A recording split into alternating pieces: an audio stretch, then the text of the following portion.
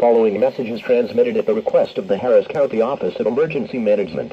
A shelter-in-place warning has been issued for eastern Harris County, Texas.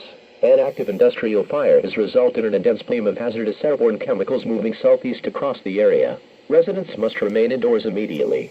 Turn off all air conditioning, heating, and ventilation systems. Seal gaps around windows and doors with plastic sheeting and tape. Await further instructions from local emergency personnel.